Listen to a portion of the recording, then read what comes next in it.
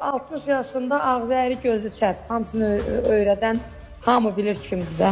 Artıq Vəfa Şərifova Afət Fərman qızını məhkəməyə verib. Növbəti məhkəmə prosesi olacaq. Lap gözəl, lap gözəl. Mən dərəsi ölmüş ərəbəm, no problem. Sizin üçün bildiğim problem yoxdur, heç bir maniyə yoxdur. Tamam, bunu anladım. Evet. Mən burada, xəbəriniz var idi ümumiyyətlə məhkəməyə verildiyiniz? Valla onun ustadı güclüdür. Ustadına derkən baxanın gözlərinə qan damar. Vəfa Şərifovanın ustadı mən bildiyim qədər Tacir Şahmalıoğludur. Yox, yox. 60 yaşında ağzı əri gözü çət. Hamısını öyrədən hamı bilir kimdir də.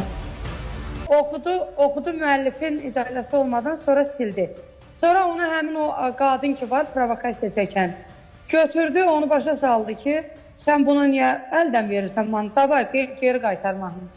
O onun sözündən sonra, baxın, mən hamısını bilirəm, mən sizə faktlar göstərərəm.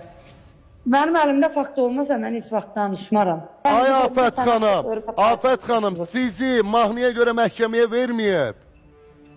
Nəyə görə bəs? Dediyiniz təhqir edici, etik olmayan sözlərə görə. Hə, problem yoxdur. Belə bir şey deyim də, qanun qarşısında boynumuz qıldan incədir.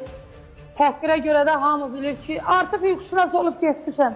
Təhqirə görə 147.1 müəyyən qədər cərimə, əgər sübuta yetirilərsə, sübuta yetirilərsə, qaldı ki, dediyim nüanslar, müəyyən məsələlər var.